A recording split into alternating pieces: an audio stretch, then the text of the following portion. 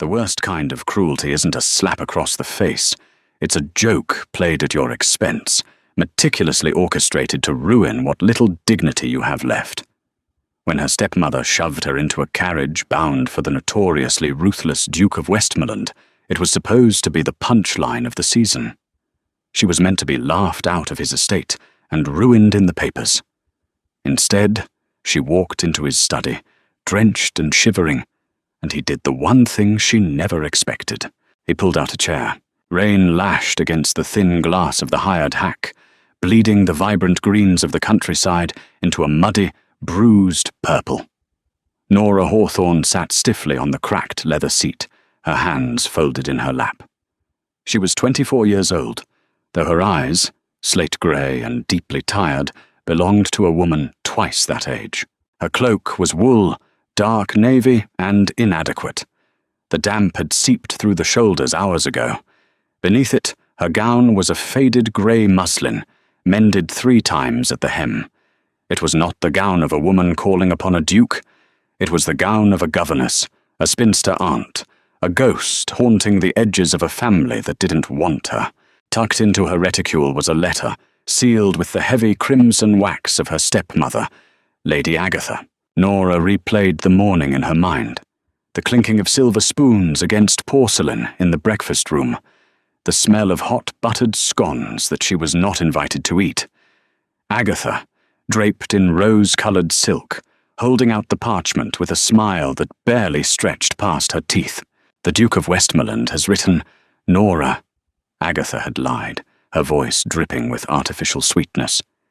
He seeks a bride of quiet disposition. I have replied on your behalf. You are to go to Rookwood at once. Do not dally. A duke does not wait. Behind Agatha, her 2 daughters, Clara and Jane, had pressed their napkins to their mouths to muffle their giggles. Nora was not a fool. She knew Alistair Radcliffe, the Duke of Westmoreland, was not seeking a bride. He was a recluse, a man who had returned from the peninsula with a severe limp, a terrible temper, and a profound disgust for polite society. He spent his days managing his vast tenant farms and breeding hounds. He was known to turn away viscounts at his gates. He certainly had not written to Agatha Hawthorne asking for the hand of her penniless stepdaughter. It was a trap, a meticulously designed humiliation. Agatha had likely written a letter so absurdly presumptuous, so dripping with misplaced desperation, that the Duke would explode in a rage. He would throw Nora out into the mud, and by tomorrow, Agatha would ensure the gossip columns in London knew all about it. The desperate Hawthorne spinster turned away at the gates of Rookwood after throwing herself at a duke. It would finalize Nora's social death. It would ensure she could never leave Agatha's house, condemning her to a lifetime of unpaid servitude, managing the ledgers and mending the linens while the legitimate daughters danced at Almack's. The hack hit a rut, jolting Nora's teeth together. She swallowed the metallic taste of blood where she had bitten her tongue. She could have run. She could have asked the driver to turn around, or to take her to a coaching inn. But she had exactly 4 shillings to her name. Running required capital. Surviving required endurance. She had survived Agatha for 10 years since her father's passing. She could survive one angry aristocrat. The carriage slowed, the wheels crunching over a thick gravel drive. Nora wiped the condensation from the glass. Rookwood loomed out of the storm. It was not the pristine, manicured palace one expected of a dukedom. It was a sprawling, ancient beast of dark stone, heavy with ivy and shadowed by massive, twisted oak trees. It looked exactly like a place where a man might retreat to hate the world in peace. The carriage jerked to a halt. The driver, a miserable-looking man with a soaked hat, didn't bother to open the door. Nora opened it herself, stepping down into an inch of freezing mud. The cold bit through her thin leather boots instantly. She paid the driver his fare, 3 of her 4 shillings, and watched the hack turn and rattle away back down the long drive, leaving her entirely alone in the pouring rain. There was no turning back. Nora climbed the wide stone steps. They were slick with moss at the edges. She lifted the heavy iron knocker, shaped like a hound's head, and let it fall. It landed with a dull, resounding thud that echoed through the heavy oak door. For a long moment, nothing happened. Only the sound of the rain drumming against her hood. Then, the locks turned. The heavy door groaned inward, revealing a cavernous entry hall, lit by flickering sconces. A butler stood in the doorway. He was tall, thin, and impeccably dressed in black, though his face carried the same weathered, exhausted look as the estate itself. He looked at Nora, at her dripping cloak, at her muddy boots. He did not look impressed, nor did he look surprised. He simply looked waiting. "I have a letter," Nora said, her voice rough from disuse. She did not try to sound grand. She did not try to smile. She reached into her reticule, pulled out the heavy crimson-sealed parchment, and held it out. From Lady Agatha Hawthorne. For His Grace, the Duke of Westmoreland. The butler's eyes flicked to the seal. A subtle tightening around his mouth was the only sign of his displeasure. He did not take the letter. "His Grace is not receiving callers. I am aware," Nora said evenly. A drop of freezing water slid off her nose and landed on the parchment. "I am not a caller. I am a delivery. If you turn me away, I will simply stand on your steps until I freeze, at which point you will have to move my body, and I assure you, I am heavier than I look." The butler blinked. It was a slow, deliberate blink. Then he stepped aside. "Wait here." He turned and walked down the long, shadowed corridor, his footsteps swallowed by the worn Persian runner. Nora did not move. She stood precisely where she was, letting the water pool around her feet on the cold marble floor. She braced herself. The explosion would come soon. She mentally catalogued her remaining layers of defense: stoicism, silence, and the sheer, numb apathy of a woman who had nothing left to lose. 10 minutes passed. The chill of the entryway seeped into Nora's bones, causing a fine tremor in her hands. She clasped them tightly together to hide the shaking. When the butler returned, he carried no silver tray, no polite regrets. He simply gestured for her to follow. Nora walked behind him, her wet boots squeaking faintly against the floors. The interior of Rookwood was dim. The air smelled of old paper, beeswax, and damp earth. There were no gilded mirrors, no fragile French chairs. The furniture was dark, heavy mahogany, built to withstand centuries. It matched the man she was about to face. The butler stopped before a set of double doors. He opened one and announced, "Miss Nora Hawthorne, Your Grace." Nora stepped inside. The study was massive, lined floor to ceiling with books that looked entirely too red. A fire roared in the massive hearth, fighting a losing battle against the damp chill of the room. Behind a sprawling oak desk sat Alistair Radcliffe.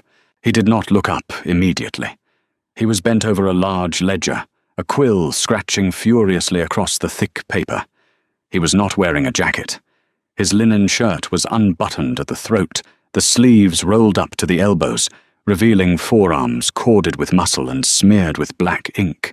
His dark hair was overly long and ruffled, as if he had run his hands through it a dozen times.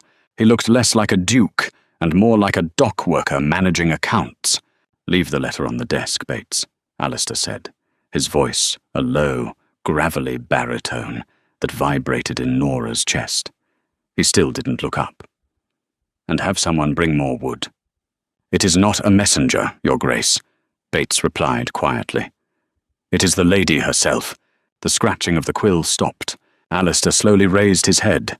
His eyes were a startling, pale amber, striking against the harsh angles of his face. There was a thin, jagged scar that ran from his left temple down into the stubble on his jaw. He looked at Nora.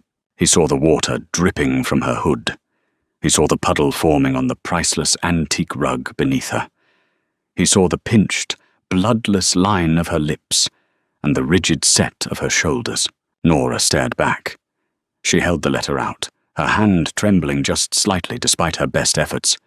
"Read it," she thought. "Read it. laugh, scream, and throw me out. Let's get this over with. Alistair set his quill down carefully. He stood up. He was a tall man, broad-shouldered, and when he walked around the edge of the desk, Nora noticed the pronounced drag of his right leg. He didn't take the letter. Instead, he walked past her. Nora stiffened, expecting him to open the door and order her out. But he walked to the fireplace. He grasped the heavy, leather-upholstered wing-back chair sitting near the hearth and dragged it closer to the fire. It scraped loudly against the stone hearth. He turned back to her. He pointed a long, ink-stained finger at the chair. "Sit." Nora blinked. The command was sharp, but not cruel. It was the tone of a man addressing a stray dog shivering in his barn. "Your Grace, the letter will still be unread in 5 minutes. You are dripping on my floor, Miss Hawthorne. Sit down before you catch pneumonia in my study. I loathe paperwork, and a coroner's inquest would ruin my week." Nora stared at him. No one had offered her a chair in 10 years. In Agatha's house, Nora stood. She stood behind Agatha's chair at dinners. She stood while the dressmakers fitted her stepsisters. She stood, waiting for orders. Her legs, heavy and aching from the cold, betrayed her pride. She moved toward the fire. She didn't take off her cloak. She couldn't bring herself to expose the threadbare gown beneath, but she sank into the leather chair.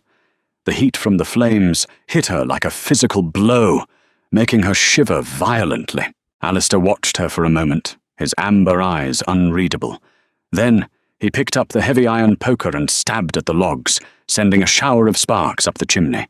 "Give it here, then," he said, holding out his hand without looking at her. Nora pulled the damp parchment from her reticule and placed it in his palm. His hand was warm. The brief brush of his calloused fingers against hers was jarring. Alistair broke the heavy wax seal with his thumb. He leaned against the mantelpiece, the firelight casting long, dancing shadows across his scarred face, and began to read. Nora held her breath. She watched his face for the shift. The moment his brow would furrow, the moment his lip would curl in disgust. He read the first page. He flipped to the second. His expression did not change. It remained a mask of bored exhaustion. When he finished, he didn't crumple it. He didn't throw it into the fire. He carefully folded it back along its original creases and tapped it against his thigh. "Your stepmother," Alistair said slowly, "is a remarkably imaginative woman." Nora's fingers dug into the armrests of the chair. "She is a cruel woman, Your Grace. The imagination is merely a byproduct." Alistair looked at her. Truly looked at her this time. He didn't see a blushing maiden caught in a misunderstanding. He saw the defensive posture, the cynical tilt of her chin, the way she met his gaze without a hint of tears. "She writes here," Alistair said, his voice flat, "that you harbour a deep, consuming passion for me, that you have wept over my portrait, and that she, as a dutiful mother, could no longer bear to see you pine. She begs me to take you in, as a bride or a mistress. She seems entirely indifferent to which, so long as she is rid of you." Nora closed her eyes for a brief second. The humiliation was a hot coal in her stomach, but she forced her eyes open. She kept her voice steady. "A portrait of you does not exist in her house, Your Grace. If it did, I am quite sure she would have used it to frighten the maids." A harsh, sudden sound barked out of Alistair's chest. It took Nora a moment to realize it was a laugh. It was rusty, as if he hadn't used it in years. "So," Alistair murmured, looking down at the letter. "A joke?" "Yes. A performance. Yes, she expected me to read this, fly into a rage, and turn you out into the storm. She expected you to walk back to town in the mud, ruined and humiliated." Nora swallowed hard. "She expected you to provide the punchline, Your Grace. I am merely the prop." The silence in the room stretched. The clock on the mantel ticked loudly. The fire popped. Alistair pushed himself off the mantelpiece. He walked back to his desk, tossed the letter onto the polished wood, and leaned forward on his knuckles, staring across the room at her. "And what did you expect, Miss Hawthorne? I expected you to be a man of your reputation, Nora said bluntly. I expected shouting. I did not expect a chair. Alistair's jaw tightened. He looked at the wet hem of her cloak, at the mud on her cheap boots. He looked at the dark circles under her eyes. I am a man of my reputation, he said softly. But I do not suffer fools, and I do not perform on command for petty women looking to entertain their tea circles. He reached over and pulled the heavy velvet bell cord hanging near his desk. What are you doing? Nora asked, her heart kicking up a frightened rhythm. I am ringing for tea, Alistair said, sitting back down in his heavy desk chair. And then, Miss Hawthorne, we are going to write a letter of our own. When Bates returned, he showed no surprise at the request for a heavy tea service for two. He simply nodded and disappeared, returning minutes later with a massive silver tray laden with steaming pots, sliced roast beef, thick crusty bread, and sharp cheese. Alistair gestured to a small table near the fire. Eat. Nora stared at the food. Her stomach cramped violently at the smell of the roasted meat. She hadn't eaten since a meagre bowl of watery porridge the day before. Pride demanded she refuse. Survival demanded she eat.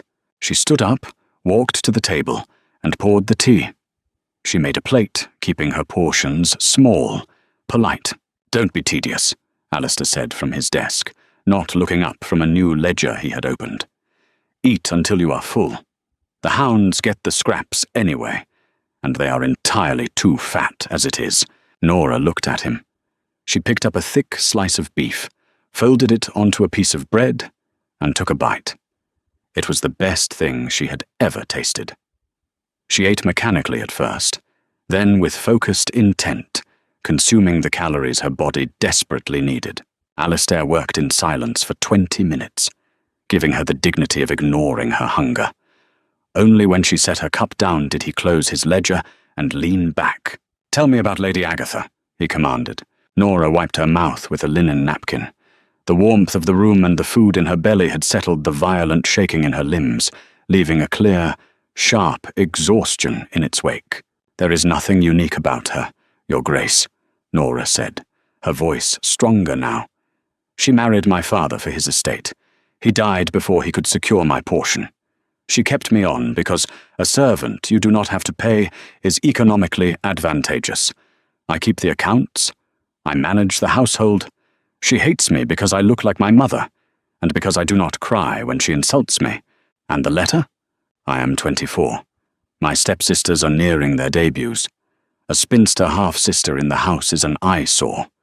But to throw me out unprovoked would look bad to her society friends. She needed a scandal. She needed me to be the architect of my own ruin. Thus the letter. Nora looked at the fire. By tomorrow morning, all of London will secretly know that I suffered a delusion of grandeur, travelled to Rookwood uninvited, and threw myself at the Duke of Westmoreland. I will be mad, pathetic, and utterly unemployable. She will be the martyred stepmother who tried to help me. Alistair listened, his face expressionless. He picked up Agatha's letter again, turning it over in his hands. It is a clumsy strategy, he noted dryly. She relies entirely on my supposed lack of control. If I do not throw you out into the rain, her entire narrative collapses. You are famously uncooperative, Your Grace. Alistair's mouth twitched. It wasn't quite a smile, but it wasn't a scowl either. I am selectively cooperative, Miss Hawthorne. I merely reserve my cooperation for things that do not bore me to tears. Society bores me. Petty cruelty bores me. He stood up and walked toward the fire, pulling up a second chair opposite hers. He sat down heavily, stretching his ruined right leg out toward the hearth, with a grimace he quickly hid. You said you keep the accounts for your father's estate. I do. Are you competent? Nora looked him in the eye. I am precise. I caught 3 errors the estate manager made last quarter that would have cost us £200. Agatha fired him and made me take over his duties, without his salary, naturally. Alistair rested his elbows on his knees, leaning toward her. The firelight caught the amber in his eyes, making them look like struck flints. My estate manager resigned 3 days ago. He was stealing from me. I caught him, broke his nose, and threw him off the property. The ledgers on that desk are a disaster, spanning 3 counties. Nora blinked. She looked from him to the towering stacks of paper on the oak desk. Are you offering me a position, Your Grace? I am offering you a counter-move, Alistair corrected, his voice dropping to a low, intense murmur. Lady Agatha expects me to return you in disgrace. What if instead I do not return you at all? Nora's breath hitched. I do not understand. Your stepmother sent you here, claiming you are to be my bride. If I send you back, she wins. But if you stay at Rookwood, if I hire you as my estate manager, a position you will execute behind closed doors, she cannot claim you were rejected. She will claim I am your mistress, Nora said bluntly. The scandal will be worse. Let her, Alistair said dismissively. What do you care for the opinions of a society that has done nothing but watch you starve in the corner? Here, you will have a salary, £50 a quarter. You will have a dry room, 3 meals a day, and the absolute solitude of my library. You will fix my ledgers. I will give you a sanctuary. He paused, his eyes narrowing slightly as he watched her process the information. And as for Lady Agatha, Alistair continued, a dark, dangerous edge entering his tone, I will write her a letter. I will thank her profusely for her generous gift. I will tell her that I found you entirely satisfactory, and that you have decided to stay at Rookwood indefinitely. I will leave the exact nature of your stay entirely up to her fevered imagination. Let her try to explain that to her tea circle. Nora stared at the Duke. He was not a prince charming. He was a cynical, injured, irritable man who needed an accountant. And yet, sitting in his dim, wood-smoke-scented study, offering her the tools to dismantle her stepmother's trap from the inside out, he was the most beautiful thing she had ever seen. £50 a quarter, Nora repeated slowly. And you must not touch my hounds. They bite strangers. I don't like dogs anyway. Alistair looked at her. A genuine, reluctant smile broke across his scarred face, transforming him entirely. The harsh lines vanished, revealing the ghost of the handsome, vital man he had been before the war. I think, Miss Hawthorne, Alistair said softly, that Lady Agatha has made a terrible miscalculation. Nora looked at the fire, feeling the warmth finally seep into her very bones. She thought of Agatha, waiting in her silk gowns for the carriage to return with a weeping stepdaughter. She thought of the £50. She thought of the silence of the library. Do you have a pen, Your Grace? Nora asked, meeting his gaze with a cold, bright spark in her grey eyes. I believe we have a letter to write. The room they gave her was situated in the east wing, overlooking the sprawling, unkempt maze of the kitchen gardens. It was not a grand guest chamber. It was a housekeeper's suite, long abandoned, smelling faintly of dried lavender and old dust.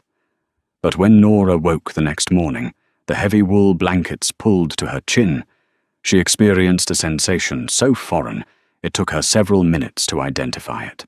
Safety. No one was shouting. No bells were ringing, demanding her immediate presence to lace a corset or heat a curling iron. There was only the muted, rhythmic chopping of wood from the yard below, and the distant cawing of rooks. Nora dressed in her same faded grey gown. Mrs. Gable, the grim-faced housekeeper with a posture like an iron rod, had taken her wet cloak the night before. It was returned to her chair this morning, brushed clean of mud and thoroughly dried. A silent, efficient courtesy that spoke volumes of how Rookwood operated. You did your job, and you survived. She found her way down the labyrinthine corridors to the study. The door was ajar. Alistair was already there.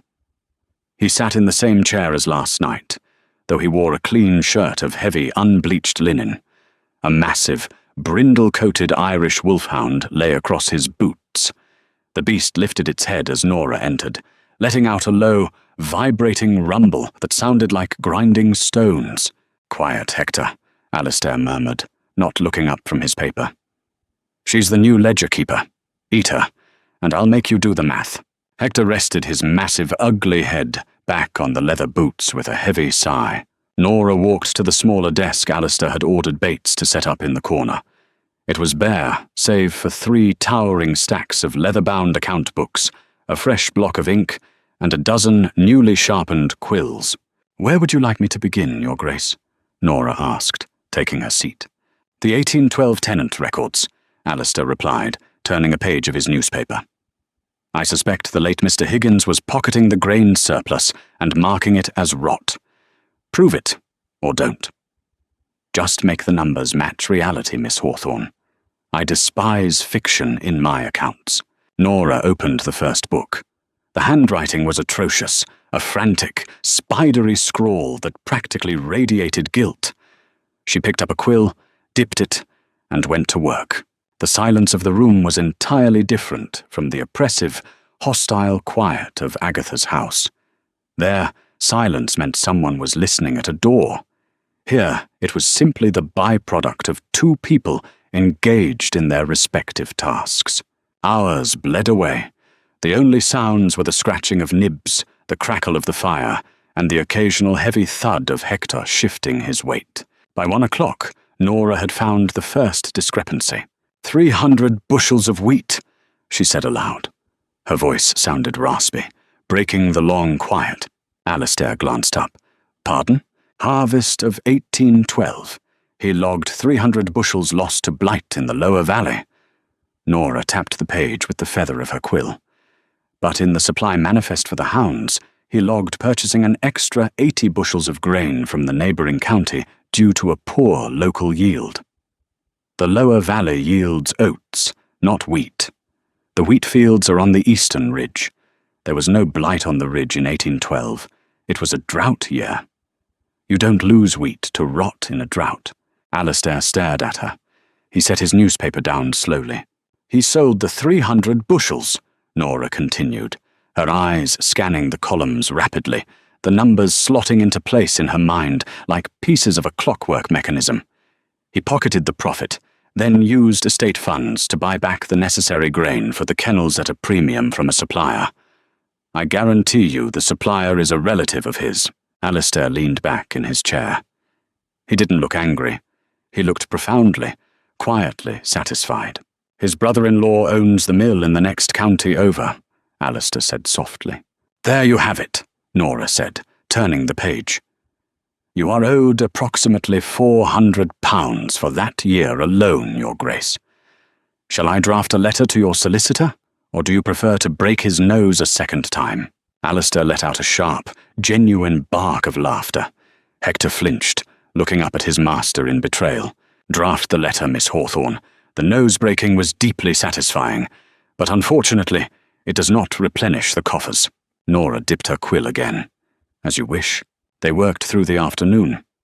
Bates brought in tea and cold meats at 3, placing them silently between the desks. They ate without speaking. Nora realized, with a sudden pang of clarity, that she was not treated as a lady of the house, nor was she treated as a servant. She was treated as an equal, a colleague. It was the most intoxicating respect she had ever been given. At dusk, Alistair stood up. His leg was stiff from sitting. He leaned heavily on the desk for a moment before forcing himself upright. "Enough for today," he commanded. "The numbers will still be corrupt tomorrow. Leave them." Nora wiped her pen clean. "I have found another £200 missing from the forestry yields. Miss Hawthorne," Alistair said, limping toward the door. "If you do not stop working, I will assume you enjoy the company of my ledgers more than is strictly healthy. Go to your room. Dinner is at 7. You will eat in the dining room." Nora paused. "With you?" Alistair stopped in the doorway. He looked back over his shoulder, the dim light throwing the scar on his face into sharp relief. "I employ an estate manager. I do not ask my estate manager to eat in the kitchens. 7 o'clock. Do not be late." He walked out, the heavy, uneven sound of his footsteps echoing down the hall. 3 weeks passed. The letter to Agatha had been dispatched on Nora's second day. It was a masterpiece of aristocratic brevity, penned in Alistair's aggressive hand. "Lady Agatha, I accept your offering. Miss Hawthorne is quite suitable for my needs and will remain at Rookwood. Your concern for her future is no longer required." Westmoreland. It was ambiguous. It was scandalous. It was exactly the sort of match to throw onto the dry kindling of the London season. They received the Morning Post every Wednesday. Alistair usually used it to line the bottoms of the whelping boxes in the kennels, but today he brought it into the dining room and tossed it onto the table beside Nora's plate of eggs. "Page 4, he said, pouring himself a cup of black coffee. Nora picked up the paper. Her hands were steady. She turned the crisp, ink-smelling pages. There, tucked between a review of a terrible opera and an advertisement for macassar oil, was the society column. Tahor, rumours swirl fiercely around a certain northern duke, long absent from the Tun, who has reportedly taken in a stray. The spinster stepdaughter of a desperate local widow was sent to his estate on an errand and mysteriously failed to return. The widow claims a secret betrothal. The duke's complete silence suggests an arrangement of a far less holy nature. One shudders to think of the poor girl's reputation, though at her advanced age, perhaps any roof is better than none. Nora read it twice.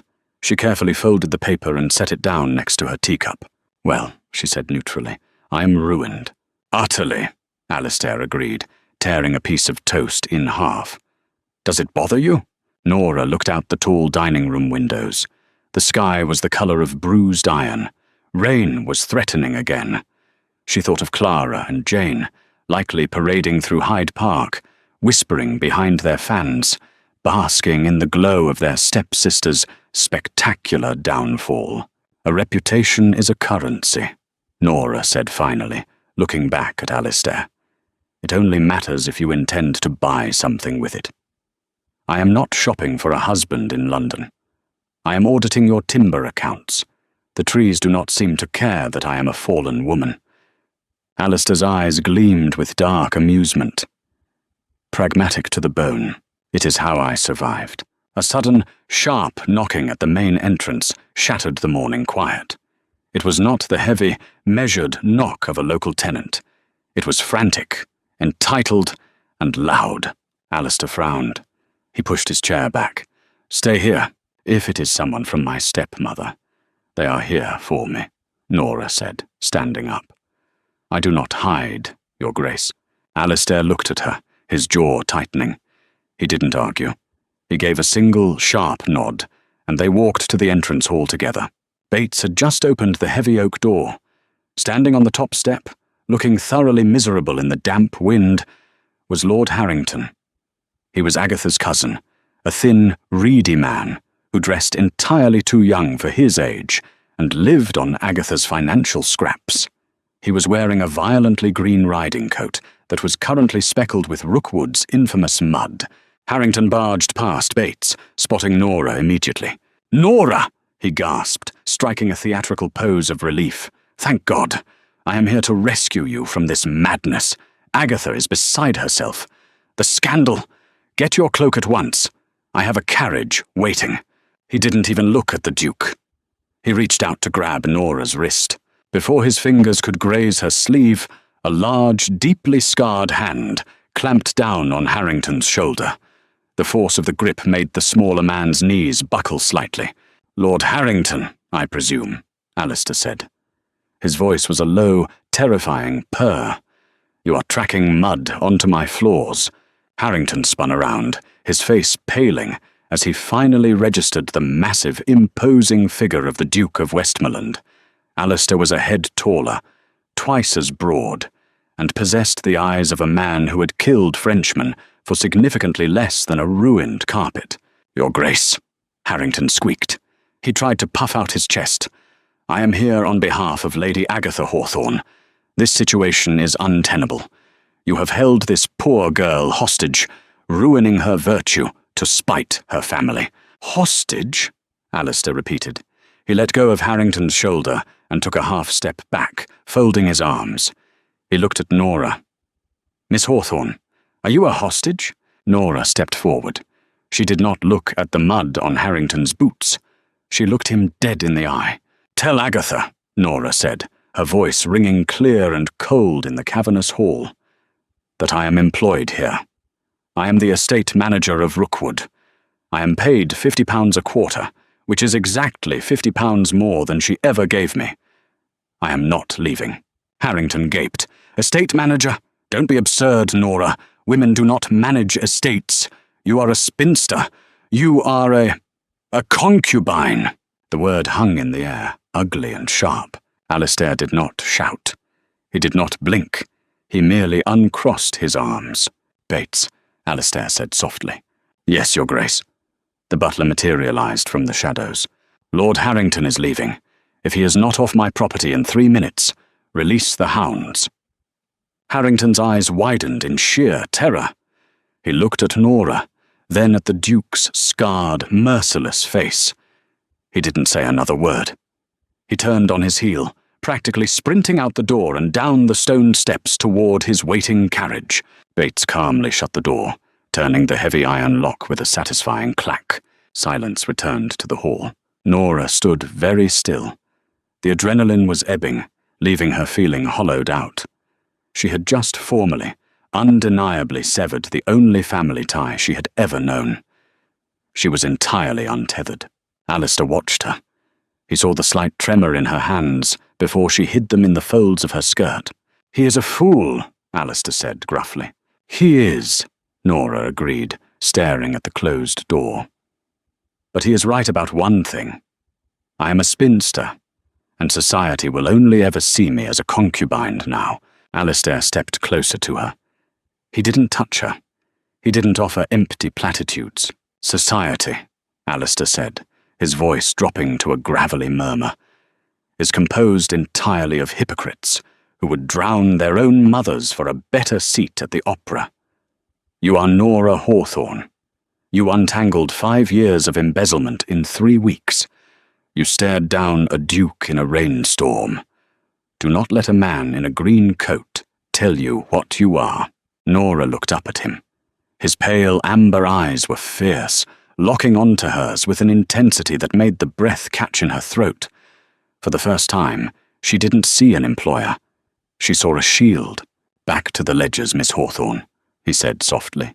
"Yes, Your Grace." Winter hit Yorkshire not with a gentle flurry, but with a brutal, damp assault. The cold seeped through the thick stone walls of Rookwood, turning the air inside sharp and unforgiving.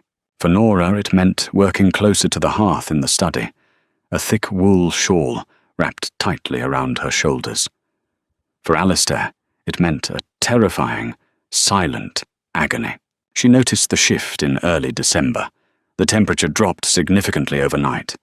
When Alistair entered the study the next morning, his face was ashen.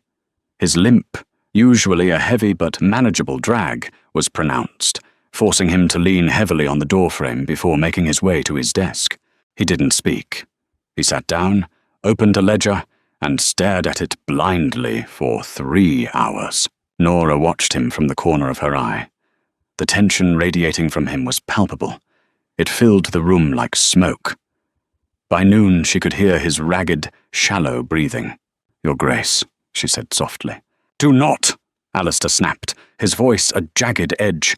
"Do not speak to me right now." Nora closed her mouth. She recognized the tone. It wasn't anger directed at her. It was the fury of a trapped animal. She returned to her numbers, but her focus was entirely broken. When Bates brought the afternoon tea, Alistair didn't touch it. He tried to stand, perhaps to move to the fire, but his right leg buckled instantly. He caught himself on the edge of the heavy oak desk with a suppressed, violent hiss of pain, knocking his inkwell to the floor. The black ink shattered against the wood, splashing across the rug. Alistair cursed, a vicious, guttural string of filth he had likely learned in the barracks of Spain. He sank back into his chair, gripping his right thigh with white-knuckled intensity. His head bowed. Nora stood up. She didn't hesitate. She didn't ring for Bates. She walked to the hearth. She grabbed the heavy iron tongs and selected a smooth, flat brick from the side of the fireplace, moving it directly onto the glowing coals. Then she walked to the sideboard where Alistair kept a decanter of cheap, dark brandy. She poured 3 fingers into a glass. She walked to his desk. She bypassed the shattered inkwell.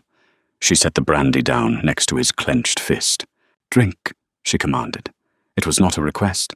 Alistair looked up at her through the tangled mess of his dark hair. His amber eyes were clouded with pain, his jaw tight with humiliation. He hated being seen like this. He hated the weakness. "Leave me alone, Nora," he gritted out. It was the first time he had used her Christian name. "No." Nora crossed her arms. "You are useless to me in this state, and I have questions about the blacksmith's quarterly bill. Drink the brandy." He glared at her. She stared back, completely unfazed by his temper. She was a woman who had lived under Agatha's roof. She was immune to men throwing tantrums. Slowly, his hand uncurled from his thigh. He picked up the glass and downed the brandy in one brutal swallow. He coughed, the harsh liquor burning a path down his throat. Nora walked back to the hearth. Using the thick leather gloves kept by the woodbox, she pulled the hot brick from the coals. She wrapped it swiftly and tightly in a thick piece of flannel she found draped over the wood basket. She walked back to him.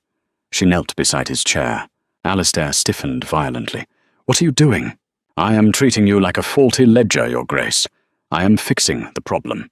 Without asking permission, Nora placed the flannel-wrapped brick gently but firmly against the outside of his ruined knee. Alistair sucked in a sharp breath. The dry, searing heat penetrated his trousers, meeting the deep, bone-deep ache of the old musket wound. It didn't cure it, but the heat forcibly relaxed the seizing muscles that were tearing him apart. He slumped back into his chair, his head hitting the leather headrest, his eyes closing. The fight drained out of him, leaving only exhaustion. Nora stayed kneeling beside him. She didn't touch him, other than holding the brick in place. She didn't offer pity. Pity was corrosive. It was what destroyed pride. She just offered a quiet, solid presence.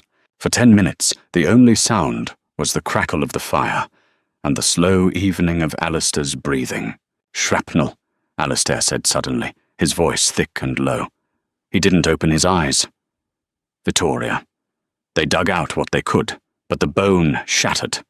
The dampness makes it feel like it's breaking all over again. "My father had gout," Nora said quietly, looking at the pattern on the ruined rug. "He would scream if the bedsheets touched his foot. We used hot bricks. It tricks the nerves. I am not screaming."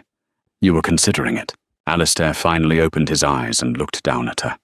She was kneeling on the floor, the hem of her grey dress soaking up the spilled black ink. She looked entirely ordinary. She looked entirely magnificent. "You ruined your dress," he pointed out softly. Nora glanced at the ink stain creeping up her skirt. "It was an ugly dress." "I have another.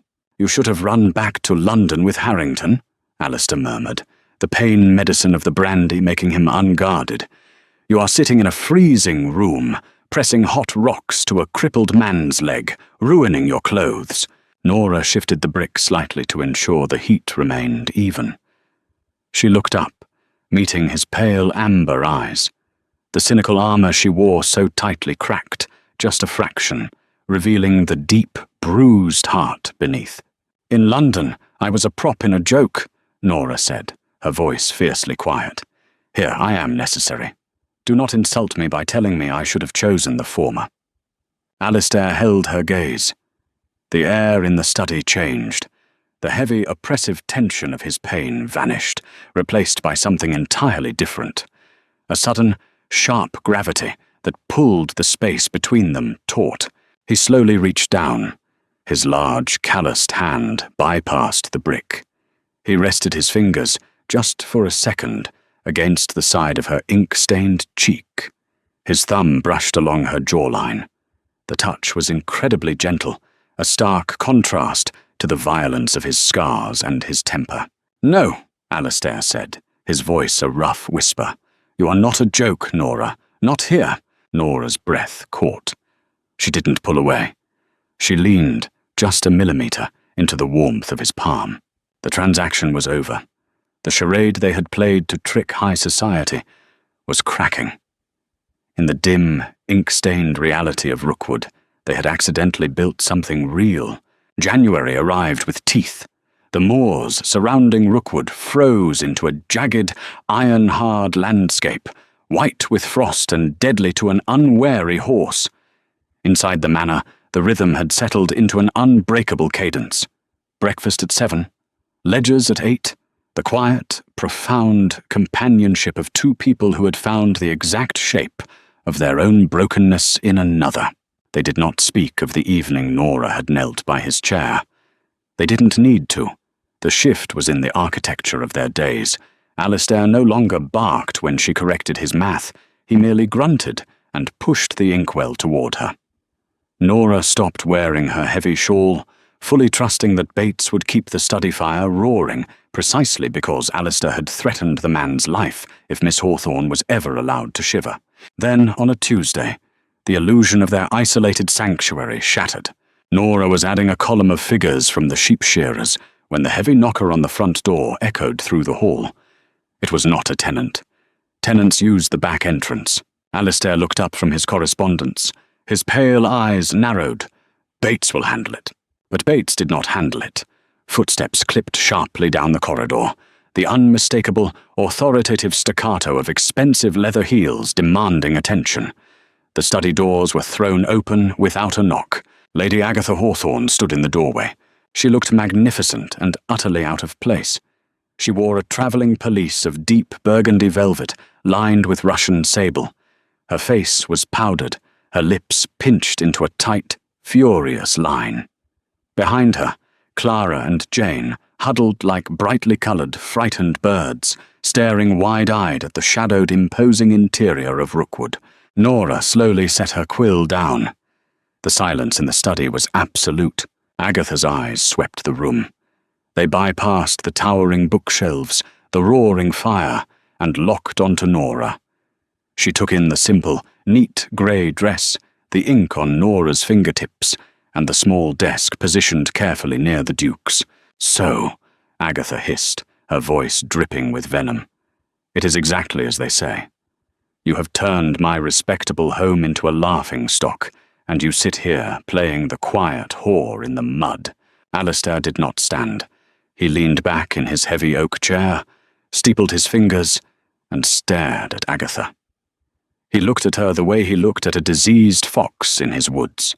"Lady Agatha," Alistair drawled. His voice was dangerously soft. "You are trespassing, and you are tracking snow onto my floor." Agatha flinched at his tone, but desperation fueled her bravado. She marched further into the room, her daughters trailing behind her. "I am here for justice, Your Grace," Agatha demanded, her chest heaving. "You took my ward. You ruined her reputation, and by extension, you have ruined the prospects of my legitimate daughters. Clara was refused a dance by Lord Molesley last week because the stench of Nora's scandal clings to our name." "A tragedy," Alistair said flatly.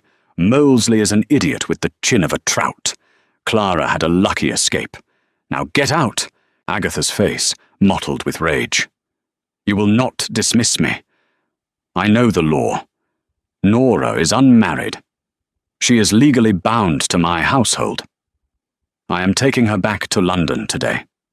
And if you attempt to stop me, I will go to the magistrate. I will tell the courts that the Duke of Westmoreland kidnapped a gentlewoman and holds her against her will." Nora stood up. Her legs felt hollow, the old familiar dread clawing at her throat. "Agatha, stop. You are making a fool of yourself." "Shut your mouth," Agatha snapped, pointing a gloved finger at her. "You ungrateful wretch. You have cost me everything. The dressmakers are demanding payment. The butcher refuses my credit. Society has cut us dead because they think I sold you to a monster." Nora blinked. The pieces slotted together in her analytical mind. It wasn't about morality. It wasn't about reputation. It was about money. Agatha's trap had failed. By not returning Nora in disgrace, Alistair had left Agatha's narrative hanging in the wind. Society didn't pity Agatha. They suspected her of brokering a cheap, scandalous deal. Agatha turned back to the Duke. She lifted her chin. "There is, of course, a way to avoid the magistrates, Your Grace. A settlement for the damage done to my family's name. £10,000. A pittance for you. You pay me, I leave her here to rot. And I publicly declare she is dead to me."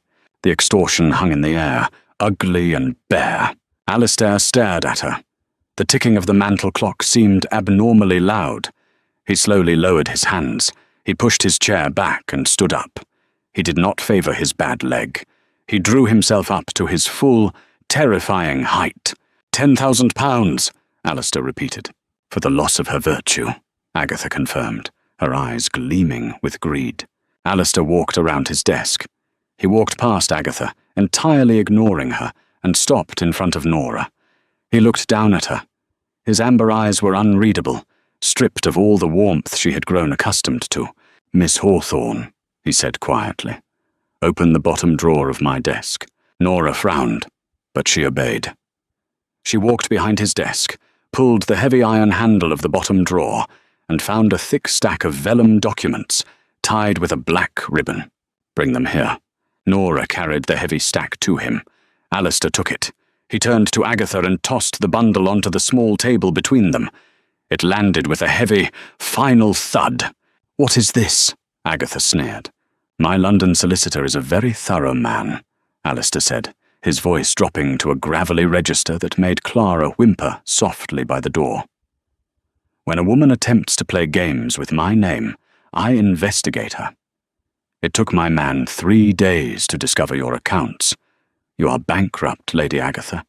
Your late husband's estate was mortgaged to the hilt to pay for your silk gowns and your gambling debts." Agatha's face lost all its colour. The powder stood out in stark relief against her suddenly grey skin. Alistair untied the black ribbon. "These are your promissory notes, the ones held by the butcher, the dressmaker, the carriage maker, and the 3 separate moneylenders in Cheapside who were threatening to repossess your furniture. I bought them all." You what?" Agatha whispered. "I bought your debts," Alistair said coldly. "Every last shilling. Which means, Lady Agatha, you do not dictate terms to me.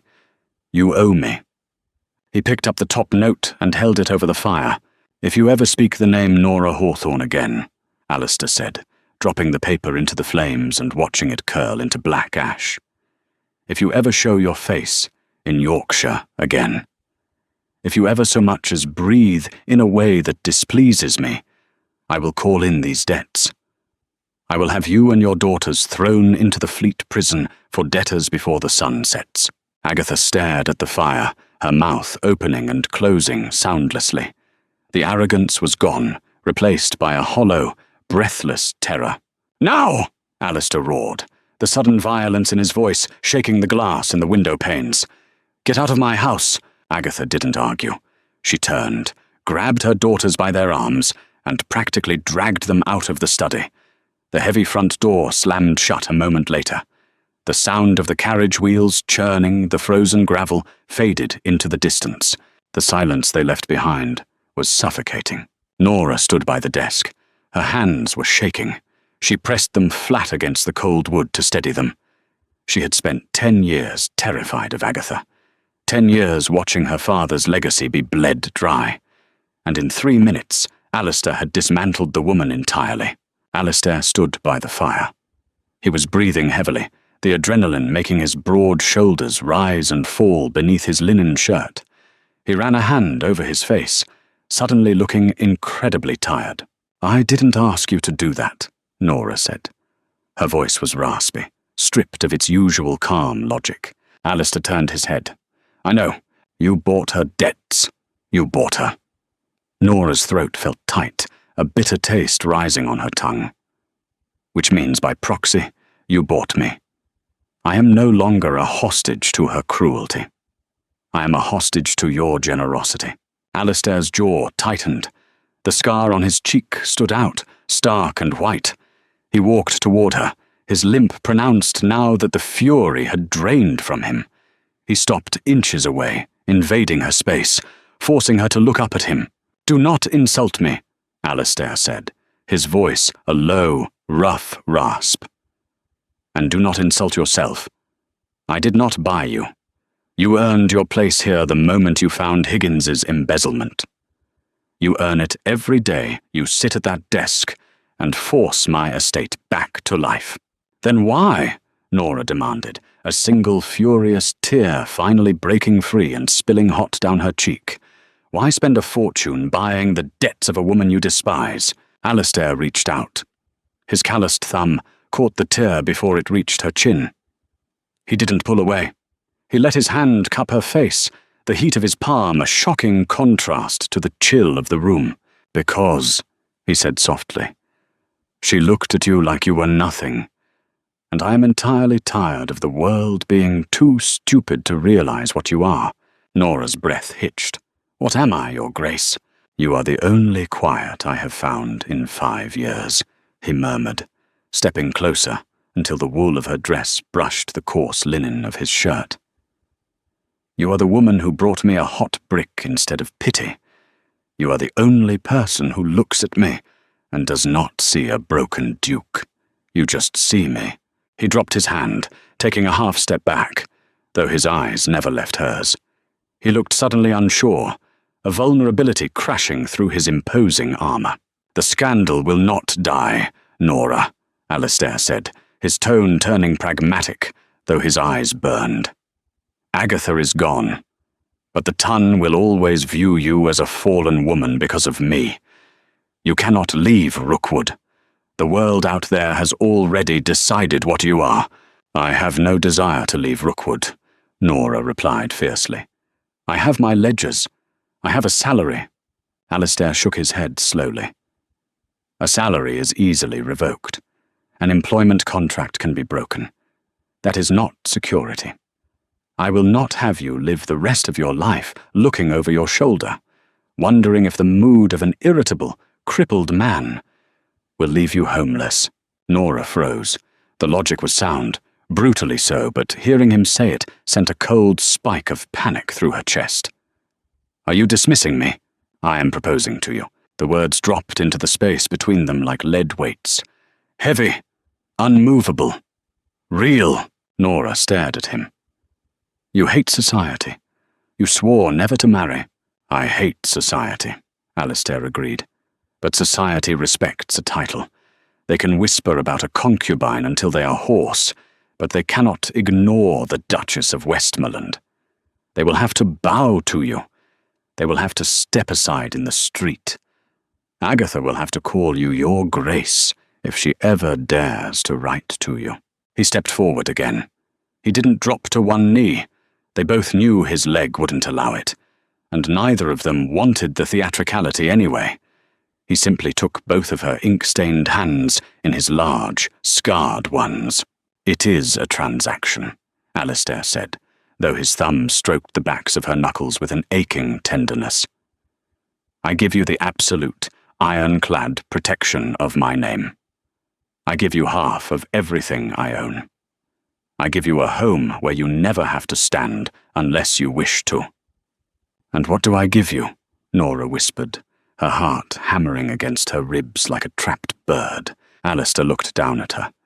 The cynicism that had defined him for years fractured completely, leaving a profound, quiet sincerity. "You give me a reason to sit by the fire," he said.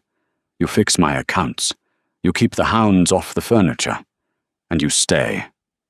Just stay, Nora." They were married 3 weeks later, not in a grand London cathedral, but in the small, draughty stone church at the edge of the Rookwood estate. Nora did not wear white. She wore a gown of deep, rich forest green velvet that Alistair had ordered directly from Paris. It was not a gown of a spinster. It was a gown that commanded a room. There were no aristocratic guests. Bates stood as a witness, weeping quietly into a pristine linen handkerchief, and Mrs. Gable held Nora's gloves. When the vicar pronounced them man and wife, Alistair did not offer a polite, chaste peck. He pulled Nora flush against his chest, right there in the freezing chapel, and kissed her with a desperate, crushing intensity that tasted of winter air and absolute possession. Nora kissed him back, wrapping her arms around his neck, anchoring herself to the only solid thing in her world. The news hit London 3 days later. It was not a scandal. It was an earthquake. The gossip columns did not know how to frame it. The ruined spinster had not been ruined at all. She had walked into the lion's den, bypassed the debutantes, the heiresses, and the scheming mothers, and walked out wearing one of the oldest ducal coronets in England. Lady Agatha Hawthorne was reportedly bedridden with nerves for a month, though everyone in society noted that she quietly moved to a much smaller house in Bath shortly after. Spring finally came to Yorkshire. The frost thawed, turning the moors into a brilliant, vivid patchwork of green and purple heather. Nora sat at the large oak desk in the study. Alistair's desk.